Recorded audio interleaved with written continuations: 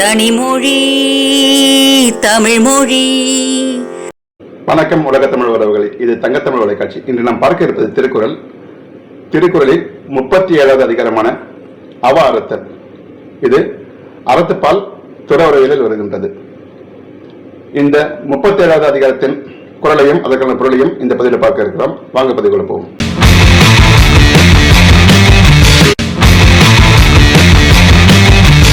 அதிகாரம் 37.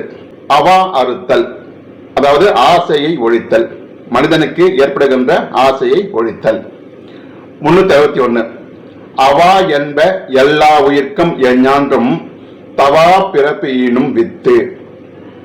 எல்லா உயிர்க்கும் எப்போதும் பிறவி எனும் துன்பத்தை தரக்கூடிய விதையானது அவா எனப்படும் ஆசையே என்று சான்றோர்கள் கூறுவர். இந்த பிறவி எடுப்பதற்கான விதையாக எது இருக்கிறது என்றால் நமக்கு ஏற்படுகின்ற ஆசை. அந்த ஆசையே அடுத்தடுத்த பிறவிகளுக்கு விதையாக அமைகின்றது என்று சொல்கின்றார். 362. வேண்டுங்கால் வேண்டும் பிறவாமை, மற்றது வேண்டாமை வேண்ட வரும். எதையாவது விரும்ப வேண்டும் எனில் பிறவாமை என்னும் நிலையை விரும்ப வேண்டும். ஆசையற்ற மனத்தால் விரும்பினால் அது உண்டாகும். அதாவது ஆசையே இல்லாத மனத்தால் எனக்கு பிறவி வேண்டாம் என்கின்ற வேண்டுதலை வைத்தால் அது நிறைவேறும். அந்த மனம் என்பது ஆசை இல்லாமல் இருக்க வேண்டும். அப்படிப்பட்ட மனம் வைக்கும் வேண்டுதல் நிறைவேறும் என்று சொல்கின்றார். 363. வேண்டாமை அன்ன விழுச்செல்வம் ஈண்டில்லை யாண்டும் அக்தொப்பதியில். போதும் என்று ஏற்படுகின்ற மனநிறைவு என்னும் மிகப்பெரிய செல்வத்தை விட அதற்கு இணையான பெருஞ்செல்வம் இந்த உலகத்தில் வேறு ஏதும் இல்லை. மனநிறைவு ஒரு சிறிய செயலாக இருந்தால் கூட அதில் நாம் ஒரு மனநிறைவு கொள்ள வேண்டும். அந்த மனநிறைவு தான் மிகப்பெரிய செல்வம். அதற்கு இணையான பெரிய செல்வம் என்று இந்த உலகத்தில் எதுவும் இல்லை என்று சொல்கின்றார். அடுத்தது 364. தூய்மை என்பது அவாயின்மை, மற்றது வாய்மை வேண்ட வரும். மனிதன் தூய்மையானவன் என்று சொல்வதென்றால் அவன் ஆசையை விடுவதே ஆகும்.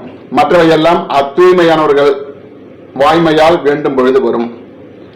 தூய்மை என்று சொன்னால் எது என்று கேட்டால் ஆசையை விடுவது. மற்றவையெல்லாம் அந்த தூய்மையை கடைபிடிப்பவர்கள் சொல்லுகின்ற வாய்மையால் வரும், அதாவது உண்மையில் வரும் என்று சொல்கின்றார். 365. அற்றவர் என்பார் அவா அற்றார், மற்றையார் அற்றாக அற்றது இலர். உலகப்பற்று இல்லாதவர் எனப்படுவோர் ஆசையை முற்றாக அறுத்தவரே ஆவர். மற்றவர் உலகப்பற்று அறுக்காதவர் ஆவர். 2 வகை மனிதர்கள். உலகப்பற்றை விட்டவர்கள், இன்னொருவர் உலகை பற்றி விடாதவர்கள்.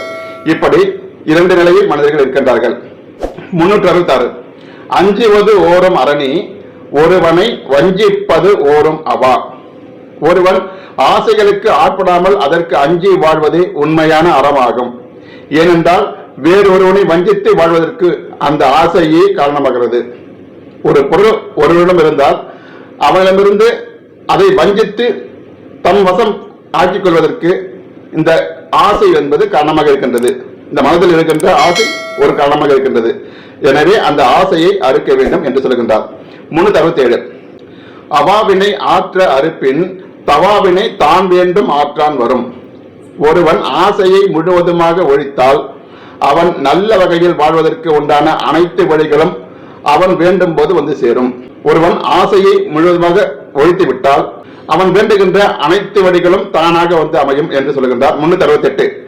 அவா இல்லார்க்கு இல்லாகும் துன்பம் அஃது உண்டு தவாது மேன்மேல் வரும். ஆசை இல்லாதவர்களுக்கு துன்பம் என்பதே இல்லை. அதற்கு மாறாக ஆசையில் அகப்பட்டால் துன்பமானது மேலும் மேலும் அவர்களை துன்புறுத்தி கொண்டே இருக்கும். அதாவது ஆசை அற்றவர்களுக்கு துன்பம் என்பது இல்லை. அந்த ஆசை அறுக்காமல் ஆசையில் மேலும் மேலும் வாழ்பவர்கள் துன்பத்தை சுமந்து கொண்டிருப்பார்கள். அடுத்தது 369. இன்பம் இடையறாது ஈண்டும் அவா என்னும் துன்பத்துள் துன்பம் கெடின்.